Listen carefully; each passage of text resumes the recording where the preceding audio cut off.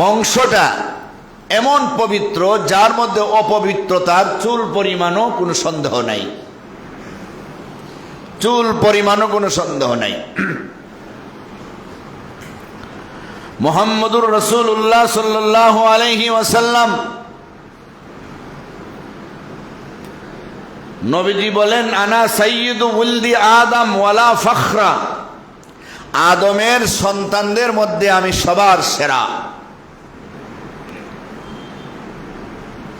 আমার এর মধ্যে কোনো গৌরব না, অহংকারী না, কিন্তু আল্লাহ আমার সেরা বানাইছেন, সাইয়্যিদুল মুরসালিন বানাইছেন, সমস্ত রাসূলদের উপরে আমাকে মর্যাদা দিয়েছেন।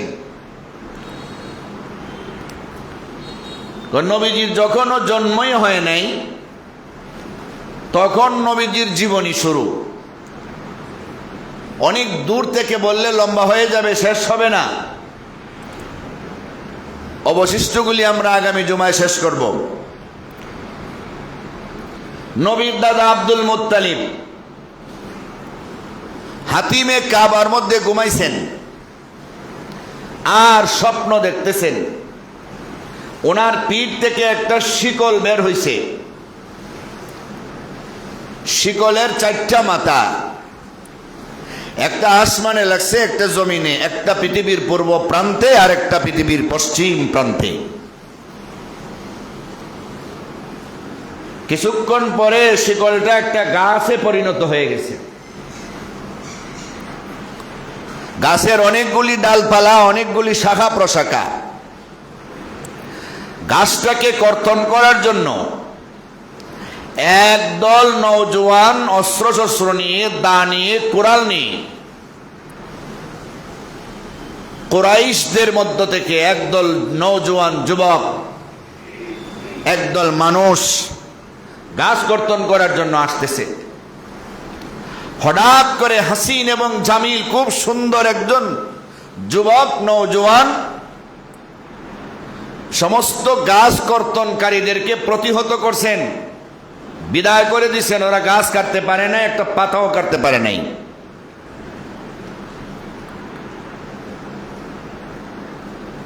তখন তিনি ঘুম থেকে জাগ্রত হয়ে পরের দিন মুআব্বিরদের কাছে স্বপ্নের ব্যাখ্যা জানতে চাইলেন।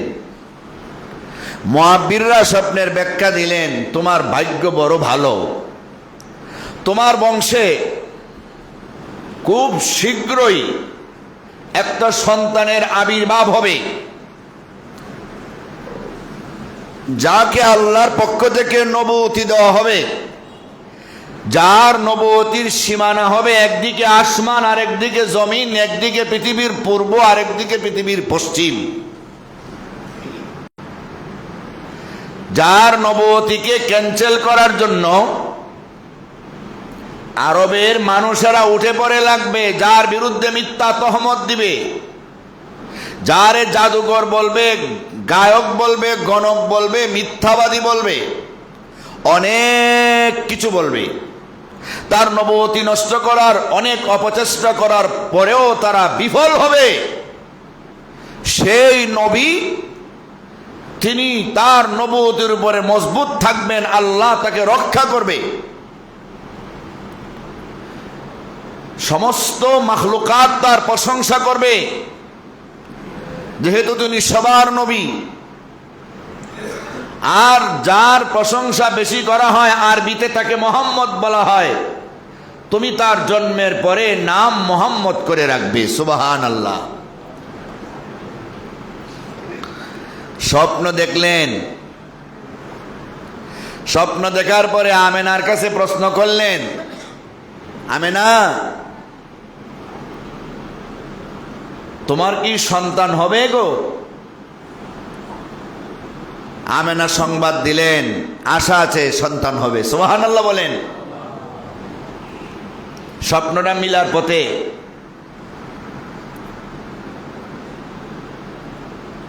রাহমাতুল লিল আলামিন মায়ের পেটে আছেন, স্বপ্ন দেখছেন আব্দুল মুত্তালিব, নামও কিন্তু চয়েস হয়ে গেছে।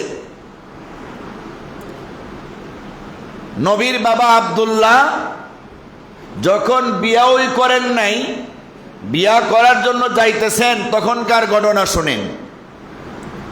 বাবা আব্দুল মুত্তালিবের সঙ্গে ছেলে আব্দুল্লাহ যাইতেছেন, বিবাহ করবেন ওয়াহাবের মেয়ে আমেনারে। নবীর মায়ের দিক থেকে নবীর বংশ মোহাম্মদ বিন আমেনা বিনতে ওয়াহাব বিন আব্দে মনাফ বিন জুহরা বিন কিলাব বিন মুররা। কিলাব বিন মুররা গিয়া বাবার বংশ আর মায়ের বংশ মিলে গেছে, এক বংশ হয়ে গেছে। রাস্তার মধ্যে যাইতে সময় এক গাছের তলায় এক সুন্দরী রূপসী মহিলা নাম ফাতেমা বিনতে মুররা সাক্ষাৎ। ফাতেমা নিজের থেকে আব্দুল্লাহরে দেখা বলতেছে, আব্দুল্লাহ আমি তোমাকে ভালোবাসি, আমি তোমাকে চাই। আপাদমস্তক এক নজর লক্ষ্য করার পরেই সেই প্রস্তাব। শুধু চাই এমন না, তুমি যদি আমাকে তোমার জীবন সঙ্গিনী করো, তোমার বিছানার সঙ্গিনী করো, আমার মনের আশা যদি পূরণ করো, বিনিময়ে আমি তোমাকে আরবি দামি 100 উট দিব। তোমার মাধ্যমে আমার পেটে আমি একটা বাচ্চা নিতে চাই, বলো তুমি রাজি কিনা? আব্দুল্লাহ বললেন, আম্মাল হারামু ফাল মামাতু দুনাহু ওয়াল হিল্লু লা হিল্লা ফাস্তাবিনহু। ও ফাতেমা, তুমি যে প্রস্তাব দিয়েছ, এমন জঘন্যতম প্রস্তাব মানার চাইতে আমি আব্দুল্লাহর মরণটাই ভালো। আমি এই প্রস্তাব মানতে পারবো না। হযরত আব্দুল্লাহ বাবা আব্দুল মুত্তালিবের সাথে ওয়াহাবের বাড়িতে গেছেন। ওয়াহাবের মেয়ে আমেনাকে বিবাহ কইরা বাসর রাত সেখানে কাটাইছেন। 3 দিন সেখানে অবস্থান কইরা আবার 3 দিন পরে ওই রাস্তা দিয়ে বাড়ির দিকে রওনা হয়েছেন। 3 দিন পরে আবার ওই গাছের তলায় ফাতেমা বিনতে মুররা মহিলাটারে পাইলেন। মহিলারে ডাক দিয়ে বললেন, ফাতেমা গো, 3 দিন আগেও তোমারে এখানে পাইলাম, 3 দিন পরেও তোমাকে এখানে পাইলাম, তুমি কি এখানেই থাকো নাকি? তোমার কি বাড়ি ঘর নাই নাকি? ফাতেমা ডাক দিয়ে বলে, আব্দুল্লাহ রে, তোমার অপেক্ষায় দাঁড়াইছিলাম, তোমার একটা জবাব দেওয়ার জন্য দাঁড়াইছিলাম, তোমার সাথে প্রেম ভালোবাসা করতে চাইছিলাম, তোমার সাথে শারীরিক সম্পর্ক করতে চাইছিলাম, সুযোগ দেও নাই, পাত্তা দেও নাই। এবার শুনে রাখো, তুমি যদি নিজের থেকে আমারে প্রস্তাব দেও, উল্টা আমার 100 উট দিবা। আর যদি আমাকে পেতে চাও, আল্লাহর কসম, 100 উট কেন রে, 1 লক্ষ উট দিল আমি ফাতেমারে তুমি আর পাইবা না। সুবহানাল্লাহ বলেন। আব্দুল্লাহ ডাকতে বলে, ও ফাতেমা বিনতে মুররা, আরে আমি তো এমন ব্যক্তি না, তোমার 100 উটের লোভনীয় অফার পাইও আমি তা প্রত্যাখ্যান করে দিলাম, তোমার প্রস্তাবটা আমি নাকচ করে দিলাম। আমি কেমনে তোমার উট দিয়ে এমন প্রস্তাব দিতে পারি? কিন্তু আমার জানতে হয়, 3 দিন আগের মেয়ে তো খারাপ ছিল, 3 দিন পরে এমন ভালো কেমনে হয়ে গেল? এই প্রস্তাব থেকে কেমনে ফিরে গেল আমি জানতে চাই। ফাতেমা বিনতে মুররা ডাক দে বলে, আব্দুল্লাহ রে, 3 দিন আগের প্রস্তাবে তুমি আমাকে খারাপ মেয়ে মনে করেছিলে, তুমি আমাকে পতিতা মেয়ে মনে করেছিলে। আরে আব্দুল্লাহ শোনো, আমি কোনো পতিতা মেয়ে না রে, আমি কোনো খারাপ মেয়ে না রে, আমি জাবুর কিতাবের পণ্ডিত, আমি তাওরাত কিতাবের পণ্ডিত, আমি ইনজিল কিতাবের পণ্ডিত। ওই তিনটা কিতাবের হাফেজা এবং আলেমা। আমার ওই তিনটা কিতাব পুরোপুরি মুখস্থ আছে, তার বিধিবিধান আমার জানা আছে, কিতাবের কোন জায়গায় কি লেখা আছে আমার জানা আছে। আমি ওই তিনটা কিতাব পইরা গবেষণা কইরা পাইছি রে, আখেরি জামানাতে বিশ্ব নবী পয়গম্বর রাহমাতুল লিল আলামিন নামে একজন নবীর আবির্ভাব হবে, যার নাম হবে মুহাম্মদ, যার বাবার নাম হবে আব্দুল্লাহ, যার বাবার কপালে নবীর নবুয়তের নূর জলমল জলমল করবে। এই বয়সে, এই টাইমের, এই দিনে ওই রাস্তা দিয়া বিবাহ করার জন্য যাবে। আমি ওই কিতাবে সব পাইয়া তোমার রাস্তায় দাঁড়িয়েছিলাম। তোমারে যদি কোনো মতে বাইল কইরা, তোমারে যদি কোনো মতে বশ কইরা আমি আমার শারীরিক চাহিদা পূরণ করতে পারি, তাহলে তোমার কপালের নূরটা নিয়ে আমার পেটে চলে আসে, আমি বিশ্ব নবীর মা হতে পারি। যেভাবে তুমি চাও সেভাবে, সেটা বৈধ হোক আর অবৈধ হোক, আমি বিশ্ব নবীর মা হতে চাইছিলাম। কিন্তু আব্দুল্লাহ রে, তুমি আমার প্রস্তাব মানো নাই। আমেনারে বিয়ে কইরা 3 দিন সেই জায়গায় থাকার কারণে, আমেনার সঙ্গে মিলামেশা হওয়ার কারণে তোমার কপালের নূর আমেনার পেটে চলে গেছে। আমি তো আর ইচ্ছা করলো বিশ্বনবীর মা হতে পারবো না, এই জন্য আমি আমার আগের প্রস্তাবে আর নাই। দেখেন, নবীর বাবার এখনো বিয়া হয় নাই, নবীর জীবনী নিয়ে আলোচনা চলছে, ঠিক কিনা বলেন? জীবনী নিয়ে আলোচনা। আরে নবীর খাতিরে নবীর দাদা কত দাম পাইছে। নবীর জন্মের এখনো 50 দিন বাকি, অথবা 55 দিন বাকি। আব্রাহা বিশাল বড় বাহিনী নিয়া বায়তুল্লাহ শরীফ ভেঙ্গে চুরমার করে দেওয়ার জন্য আসতেছে ইয়ামন থেকে। 65,000 সৈন্য, অনেকগুলি হাতি নিয়া বায়তুল্লাহ ভেঙ্গে দিবে। নবী তার মায়ের পেটে আছেন, বাবা কিন্তু মারা গেছেন, মায়ের পেটে আছেন, আর মাত্র 50 দিন পরে জন্ম হবে নবীর। আব্দুল মুত্তালিব খবর পাইয়া এলাকার গণ্যমান্য মানুষদের নিয়া বায়তুল্লাহর চৌকাঠে দইরা আল্লাহর কাছে কান্দে আর দোয়া করে, লাহুম্মা ইন্নাল মারআ ইয়ামনা রাহলাহু ফামনা রিহালাকা ওয়ানসুর আলা আলিস সলিবি ওয়াবিদিহিল ইয়াউমা আলাকা লা ইয়াগলিবান্না সলিবুহুম ওয়া মিহালুহুম আবাদাম মিহালাকা জররু জামিআ বিলাদিহিম ওয়াল ফিলাকা ইয়াসবু ইয়ালাকা আমাদু হিমাকা বিকাইদিহিম জাহলা ওয়া মা রাকাবু জালালাকা। আল্লাহু আকবার বলেন। ওসমানের মালিক, তোমার বায়তুল্লাহ, তোমার ঘর তোমার কাছে বড় প্রিয়। শত্রু বাহিনী যদি কোনো মানুষের ঘর ভেঙে দেওয়ার জন্য আসে, মানুষেরা দেয়ালে যখন পিঠ লেগে যায়, নিজের ঘর বাড়ি রক্ষা করার জন্য যা আছে তা নিয়ে বের হয়। আল্লাহ, এই বিশাল বড় বাহিনীর সাথে মোকাবেলা করার মতো শক্তি আমাদের কারও নাই, জনবল নাই, অস্ত্রবল নাই, কোনো বল নাই। আল্লাহ, তোমার ঘর তোমার হাওয়ালা করলাম, তোমার ঘর তুমি হেফাজত কইরো। আল্লাহর কাছে দোয়াটা কবুল হয়ে গেছে। যাকে যাকে আবাবিল পাখি আইসা মহান আল্লাহর হুকুমে আব্রাহার বাহিনীকে ধ্বংস করে দিয়েছে, যার কথা আল্লাহ সূরাতুল ফিল আলোচনা করেছেন। আলাম তারা কাইফা ফাআলা রাব্বুকা বিআসহাবিল ফিল আলাম ইয়াজআল কাইদাহুম ফি তাদলিল ওয়া আরসালা আলাইহিম তায়রান আবাবিল ترميهم بحجارة من سجيل ফাজালাহুম কাসফিম মাকুল। আল্লাহু আকবার বলেন। সব ধ্বংস করে দিয়েছে আব্দুল মুত্তালিবের দোয়ায়।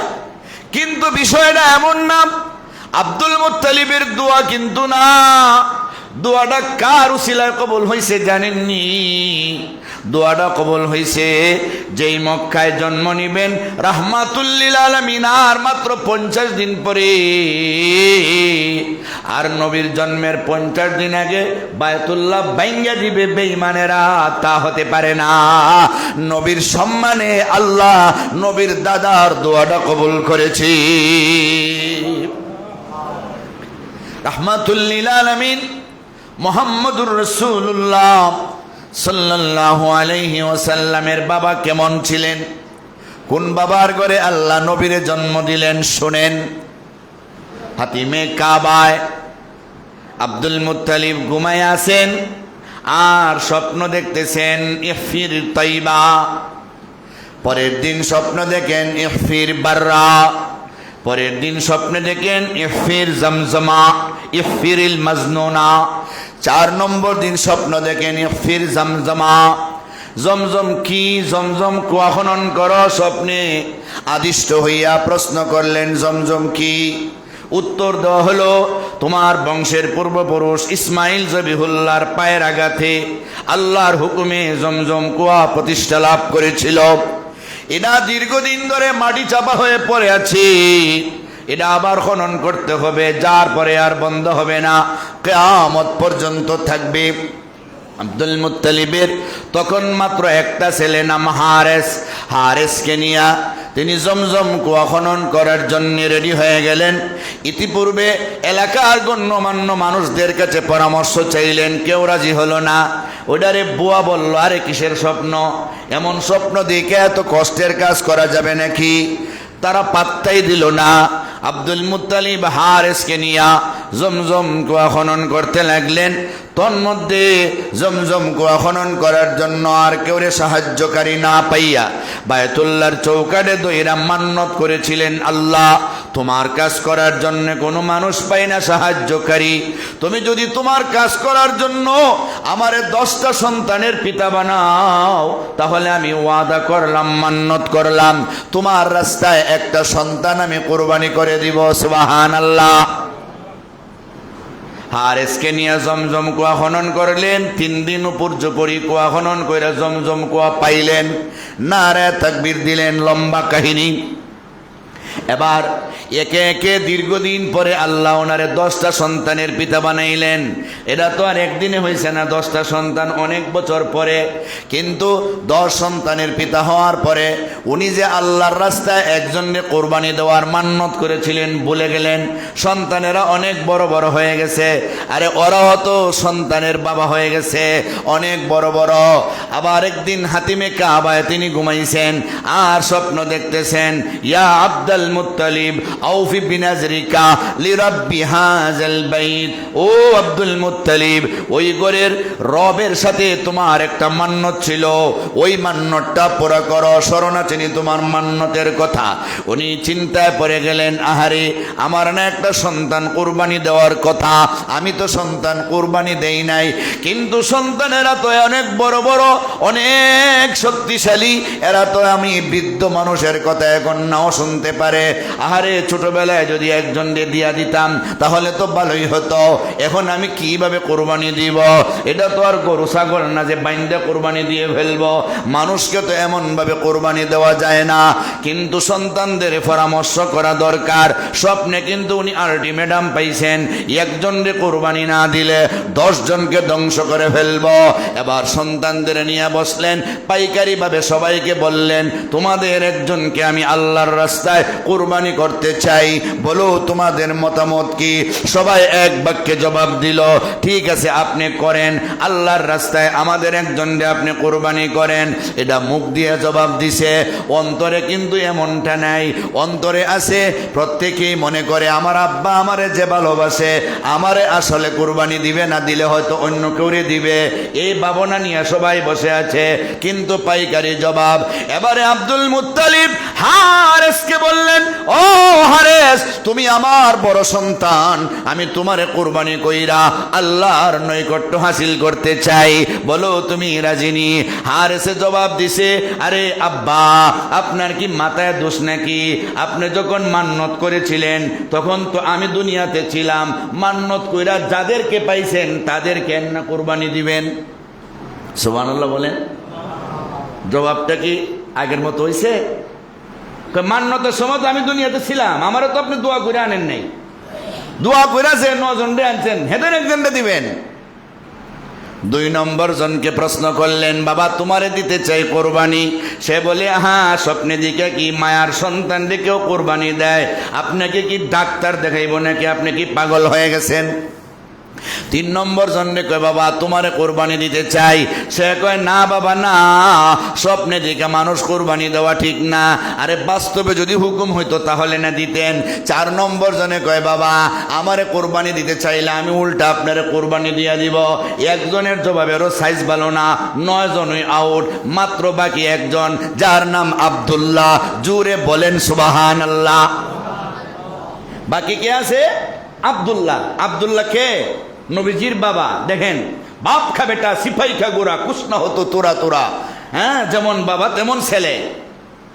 আব্দুল্লাহ এখন বাকি। আব্দুল্লাহ রে, আমার শেষ ভরসার স্থল তুমি, আমি তোমারে কোরবানি কইরা আল্লাহর নৈকট্য হাসিল করতে চাই, না হলে গজবে সব ধ্বংস হয়ে যাবে। বলো তোমার মতামত কি? আব্দুল্লাহ জবাব দিলেন কিভাবে? যেইভাবে ইব্রাহিম নবীর কথায় ছেলে ইসমাইল জবাব দিয়েছিলেন, হুবহু এইভাবে জবাব দিলেন। ইব্রাহিম আলাইহিস সালাম তার সন্তানকে যখন বলছিলেন, ইব্রাহিম আলাইহিস সালাম যখন তার সন্তানকে বলছিলেন স্বপ্নে দেখা, ক্বালা ইয়া বুনাইয়া ইন্নী আরা ফিল মানাম আন্নী আযবাহুকা ফানজুর মাযা তারা। ক্বালা ইয়া আবাতি ফাআল মা তু'মার সাতাজিদুনি ইনশাআল্লাহু মিনাস সাবিরিন।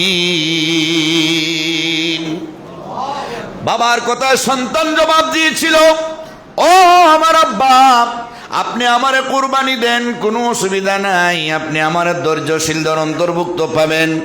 হুবহু আব্দুল্লাহ জবাব দিলেন, ও আমার আব্বা, আল্লাহর রাস্তায় আমারে কোরবানি দিবেন, কোনো অসুবিধা নাই, ইনশাআল্লাহ আমাকে আপনি ধৈর্যশীলদের অন্তর্ভুক্ত পাবেন, কোরবানি দেন। রাজি হয়ে গেলেন, বেঁচে গেলেন। কোরবানি দেওয়ার জন্য তিনি মিনা প্রান্তরে নিয়ে যাবেন, কিন্তু অনেকগুলি বাধা। ব্যবসায়ী কাফেলার 300 জন লোক দাঁড়ায় বলে, আব্দুল মুত্তালিব, তোমার সন্তান আব্দুল্লাহর কুরবানি দিতে আমরা দিব না, কারণ তোমার ছেলে আব্দুল্লাহর কপালে এমন একটা নূর চমকায়, যে নূরের দিকে আমরা চাইয়ে যদি ব্যবসায় যাই, ব্যবসাতে লাভবান হই, যেই সফরে আব্দুল্লাহর চেহারা দেখতে পাই না, ওই সফরে আমরা ক্ষতিগ্রস্ত হই। এরা বাধা দিল। আরো কিছুক্ষণ যাওয়ার পরে আরেক দল মহিলা ব্যবসায়ী, তারাও বাধা দিল। আব্দুল মুত্তালিবের কিছু মেয়ে ছিল, 6 জন মেয়ে, এরাও বাধা দিল, আমাদের মহব্বতের প্রিয় ভাইকে আমরা কোরবানি করতে দিব না, আপনি অন্য একটা ব্যবস্থা করেন। তখন তিনি আসমানি কিতাবের একজন আলেমের শরণাপন্ন হলেন। আলেম ফতোয়া দিলেন, আপনি একদিকে 10টা উটের নাম দেন, আর একদিকে আব্দুল্লাহর নাম দেন, যেটা উঠবে ওটা কোরবানি করবেন। উটের নাম দিলেন আব্দুল্লাহর নাম উঠে, এইভাবে 90টা উটের নাম দিলেন, 10-10 করে বাড়াইয়া 90টা উটের নাম দেওয়ার পরও আব্দুল্লাহর নাম উঠে। আলেম জবাব দিয়ে বললেন, একবারে লাস্ট চান্স, 100টা উটের নাম দিয়ে দেখেন, যদি আব্দুল্লাহর নাম উঠে আব্দুল্লাহরে কোরবানি দিবেন, উটের নাম উঠলে উট কোরবানি দিবেন। দেখা গেল 100টা উটের নাম দেওয়ার পরে 3 বার লটারি টান দেওয়ার পরেও আর আব্দুল্লাহর নাম উঠে না, উটের নাম উঠে 100টা উট কোরবানি দিয়ে আব্দুল্লাহরে বাঁচিয়ে দিছি। ইসমাইল যেমন কোরবানি হয় নাই, জান্নাতি পশু কোরবানি হয়েছে, আব্দুল্লাহ কোরবানি হয় নাই, 100টা উট কোরবানি হয়েছে। এই জন্য নবীজি বলতেন, আনা ইবনুজ জাবিহাইন, আমি 2 জবাইকৃত প্রাণীর সন্তান। সুবহানাল্লাহ। আল্লাহর কাছে আমার 2টা কোরবানি, আমার 2 পূর্বপুরুষের কোরবানি কবুল হয়েছে, এমন 2 কোরবানিওয়ালাদের সন্তান আমি। সুবহানাল্লাহ। ওই আব্দুল্লাহ এমন সম্মানী, এমন মর্যাদাবান। আব্দুল্লাহর ঘরে আল্লাহ মুহাম্মদুর রাসূলুল্লাহর জন্ম দিলেন। আব্দুল্লাহ দুনিয়া থেকে বিদায় নিলেন। নবী এখনো মায়ের পেটে আছেন। নবী এখনো মায়ের পেটে। নবীর জন্ম যেদিন হবে, এর আগে আমেনার বর্ণনা।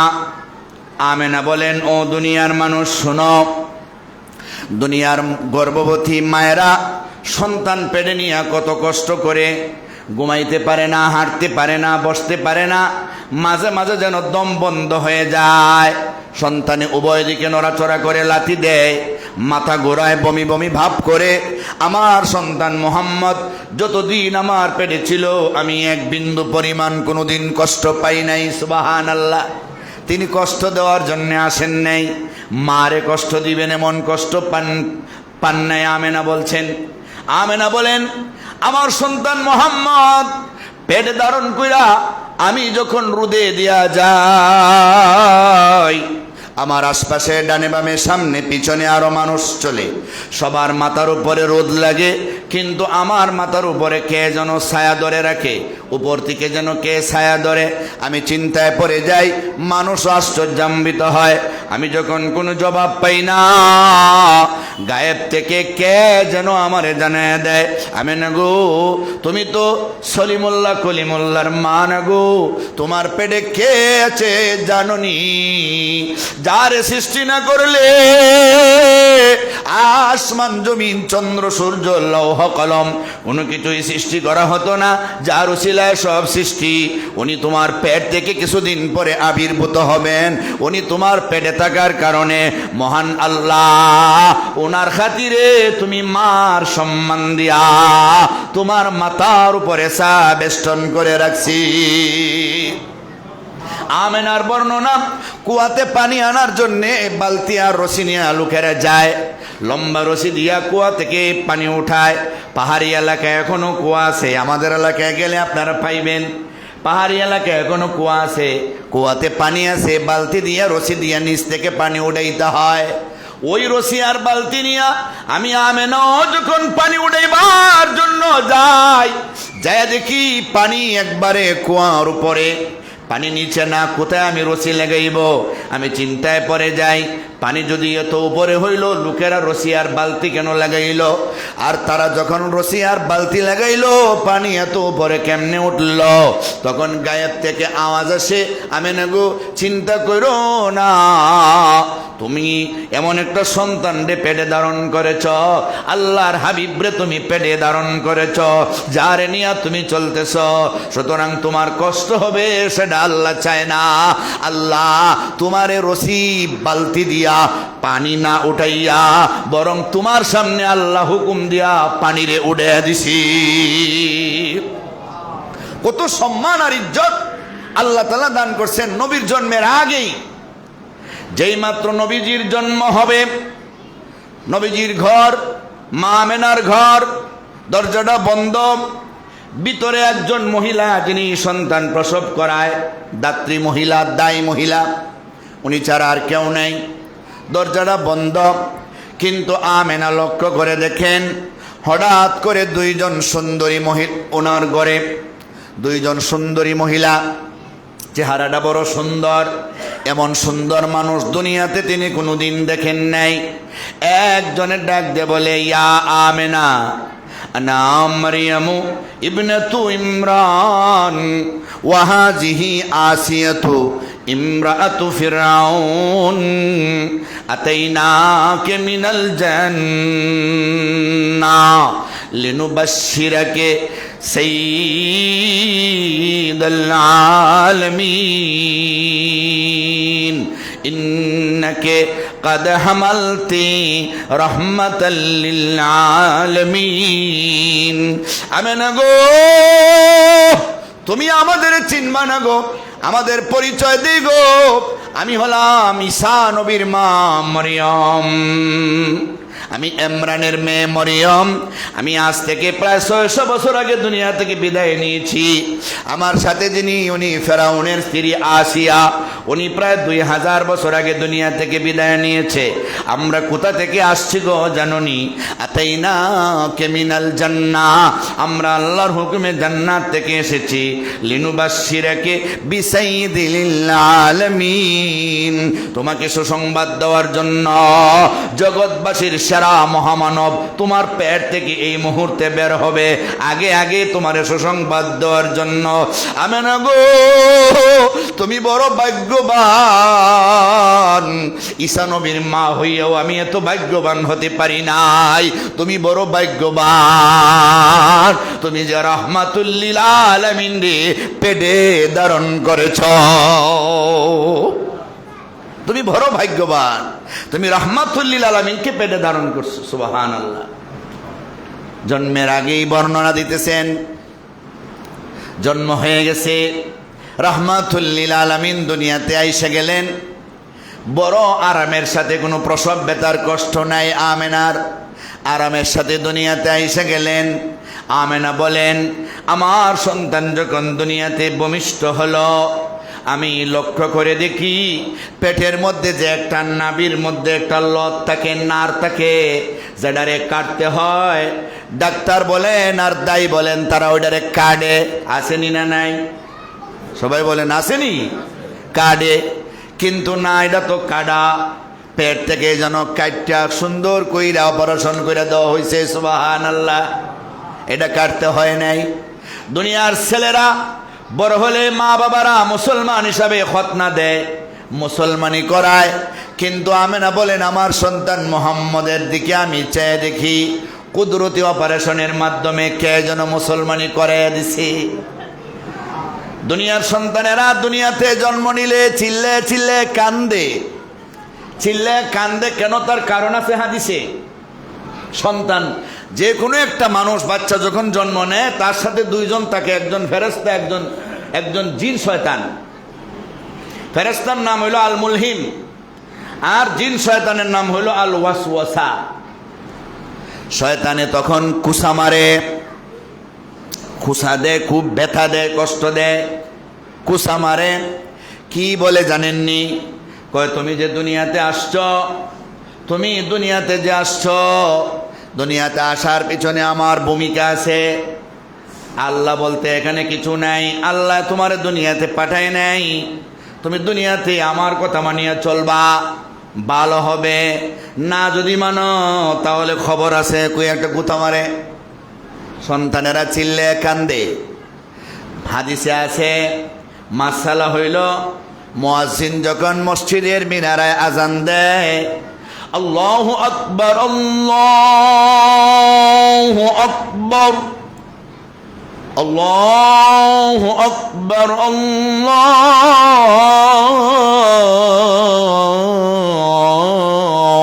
আকবার। সবাই বলেন আল্লাহু আকবার।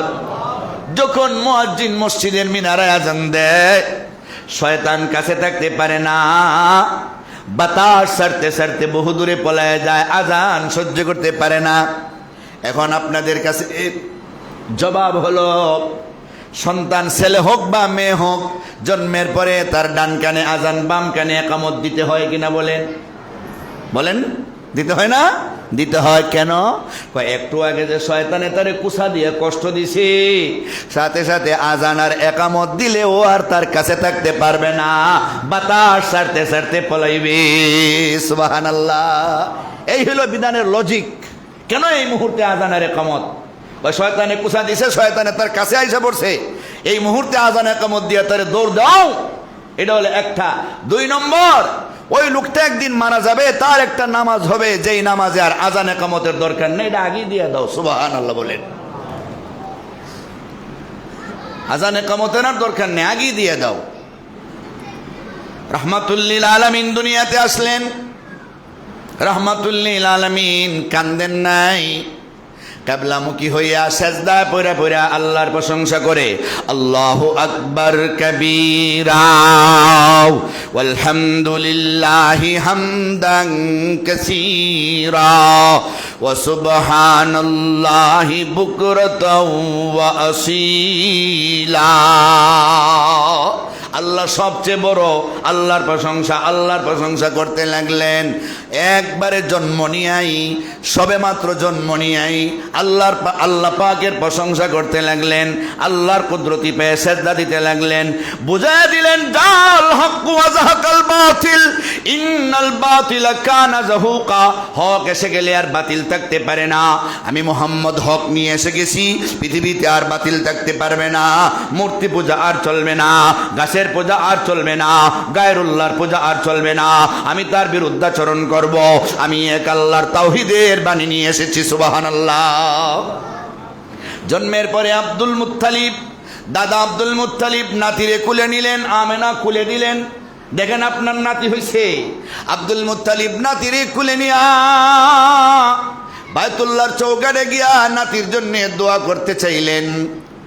বায়তুল্লাহর দেওয়ালের মধ্যে নবীর পিঠ ঠারে লাগাইয়া দোয়া করেন। দোয়ার উদ্দেশ্য হলো আমি বৃদ্ধ, আমি কোন দিন মারা যাইব, কারণ তার বাবাও মারা গেছে আগে।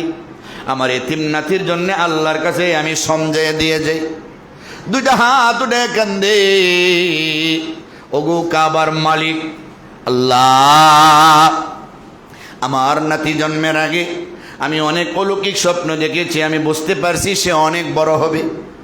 দুনিয়াতে যারা বড় হয় তাদের দুশ্মনের কোনো অভাব থাকে না। আল্লাহ, আমার নাতি জন্মের পরে তার বাবারে দেখতে পায় নাই, বাবার আদর থেকে সে বঞ্চিত। আমার সন্তান আব্দুল্লাহ মারা গেছে সফরে গিয়া। আমার আব্দুল্লাহ আমার বড় প্রিয় ছিল, যে আব্দুল্লাহটা তোমার রাস্তায় কোরবানি হওয়ার জন্য রাজি ছিল, যে আব্দুল্লাহ আমার ইজ্জত বাঁচাইল, ওই আব্দুল্লাহ তার সন্তানটারে দেখতে পারে নাই গো আল্লাহ। আমার নাতি মোহাম্মদ তার বাবারে দেখতে পারে নাই। আল্লাহ গো, আমিও বৃদ্ধ, না জানি আমি কোন দিন মইরা যাই। আমার ওই নাতিটারে কে গো আল্লাহ দেখাশোনা করবে? আল্লাহ, আমার বিশ্বাস তোমার বায়তুল্লাহর চৌকাঠে দুইটা দোয়া করলে তুমি কবুল করো। আজ থেকে 50 দিন আগে আমি দোয়া করছিলাম আব্রাহার বাহিনীর বিরুদ্ধে, তুমি আমার দোয়া কবুল করছো। আমার বিশ্বাস আরো ডাবল বেড়ে গেছে। আজকেও যদি আমি দোয়া করি গো, তুমি আমার দোয়া কবুল করবা। আল্লাহ, আমার নাতি মোহাম্মদকে তোমার হাওয়ালা করে দিলাম। আল্লাহ, দুনিয়ার সব শত্রুদের হাত থেকে আমার নাতিরে তুমি হেফাজত কইরো। এমন ভাবে যখন আল্লাহর কাছে দোয়া করছি, এমনিতেই বায়তুল্লাহর চৌকাঠ থেকে আওয়াজ, আব্দুল মুত্তালিব রে, ও আব্দুল মুত্তালিব, তুমি বড় ভাগ্যবান। তোমার বংশে এমন একজন সন্তানের জন্ম হইছে রে, যারে আল্লাহ রাহমাতুল লিল আলামিন বানাইবে, যারে আল্লাহ সাইয়্যিদুল কাউনাইন বানাইবে, যারে শফিউল মুজনিবিন বানাইবে। আব্দুল মুত্তালিব, তোমার নাতির দুশ্মন থাকবে ঠিক, দুশ্মনেরা কোনো ক্ষতি করতে পারবে না। তোমার নাতি কত হক নিয়ে আসছে তাকে দেখো। বায়তুল্লাহর ভিতরে মূর্তি পূজারীরা 360টা মূর্তি রেখে পূজা করে, এদের কেউ ভাঙতে হয় নাই। তোমার নাতি মোহাম্মদ যখন মায়ের পেট থেকে মাটিতে ভূমিষ্ঠ হয়েছে, মাটিতে মাথা পড়ার সাথে সাথে বায়তুল্লাহর ভিতরের 360টা মূর্তি আপনি আপনি ভেঙ্গা চুরমার হয়ে গেছে। প্রমাণ হয়ে গেছে মুহাম্মদের শত্রুরা মুহাম্মদকে কিছু করতে পারবে না। যেই শত্রুরা মুহাম্মদের বিরুদ্ধে আচরণ করবে তারাই ধ্বংস হয়ে যাবে, তারা কেউ মুহাম্মদের কিচ্ছু করতে পারবে না। জোরে বলেন সুবহানাল্লাহ। কি দোয়া করছেন আর কি ফলাফলটা পাইছেন, আল্লাহু আকবার। এই ছিল জন্মের আগের ইতিহাস। অনেক ইতিহাস তো সব তো বলা যাবে না। ইনশাআল্লাহ আগামী জুমাতে আমরা জন্মের পরবর্তী ইতিহাস, কিভাবে তিনি মক্কার বাজারে গেলেন মা আমেনার কোলে হইয়া, কিভাবে দুধ মা হালেমার বাড়িতে গেলেন, কিভাবে সিনা চাক গুলি করা হলো, কিভাবে ওনার জীবনী, ইনশাআল্লাহ সংক্ষিপ্ত আকারে আগামী জমায় আমরা আলোচনা করব। আল্লাহ যেন আমাদের সকলকে নবীর জীবনী জান্না বুঝে আমল করার তৌফিক দান করেন। সকলে বলুন আমিন। আল্লাহুম্মা সাল্লি আলা মুহাম্মাদ ওয়া আলা আলি মুহাম্মাদ। كما صليت على إبراهيم وعلى آل إبراهيم إنك حميد مجيد اللهم بارك على محمد وعلى آل محمد كما باركت على إبراهيم وعلى آل إبراهيم إنك حميد مجيد أستغفر الله إن الله غفور رحيم أستغفر الله إن الله غفور رحيم الحمد لله الذي هدانا لهذا وما كنا لنهتدي لولا أن هدانا الله ربنا ظلمنا أنفسنا وإن لم تغفر لنا وترحمنا لنكونن من الخاسرين ربنا آتنا في الدنيا حسنة وفي الآخرة حسنة وقنا عذاب النار وقنا عذاب سكرات الموت وقنا عذاب القبر وقنا عذاب الحشر وقنا عذاب الميزان وقنا عذاب النيران رب العالمين আমরা দুর্বল আমরা মুজরিম গুনাহগার তুমি মাওলার শাহী দরবারে হাত বাড়াইলাম আমাদের মুনাজাতে কবুল আর মঞ্জুর করে নাও আয় আল্লাহ আমরা যদিও গুনাহগার তবু তোমার নাম তো গফফার সত্তার নামের গুণে জবাবে আমাদের গুনাহগুলি ডেকে রেখেছো গফফার নামের গুণে আমাদের জিন্দেগীর সবগুলি গুনাহ খাতা মাফ করে দাও কাল কিয়ামতের ময়দানে আমাদের গুনাহগার বলে ডাক দিও না আল্লাহ বেঈমান কাফেরদের সামনে আমাদের জালেম বলে লজ্জা দিও না আল্লাহ রহমাতুল লিল আলামিনের জীবন ইতিহাস নিয়ে আলোচনা করলাম আল্লাহ গো নবীর সম্মান আর ইজ্জত বুঝা নবীর তরিকায় আমাদের চলার তৌফিক দান করো আল্লাহ মায়ার নবী এতিম নবী আল্লাহ দুনিয়াতে এসে কত কষ্ট করছেন আল্লাহ কিয়ামত পর্যন্ত মানুষের কাছে দিন পৌঁছাইবার জন্য কত কষ্ট করছেন উহুদের ময়দানে দান মুবারক শহীদ করেছেন আল্লাহ তায়েফের জমিনে বেঈমানেরা মায়ার নবীরে কত ইট পাটকেল মারছে শরীর থেকে রক্ত জড়াইছে জুতায় পা চোট লেগে গেছে আল্লাহ শিয়াবে আবি তালেব নামক জেলখানায় 3টা বছর গাছের পাতা খাইয়া থাকছে যার জন্য তুমি সব বানাইছো তিনি এত কষ্ট করছেন উম্মতের কাছে দিন পৌঁছাবার জন্যে আয়ার হামার রাহিমিন আকরামাল আকরামিন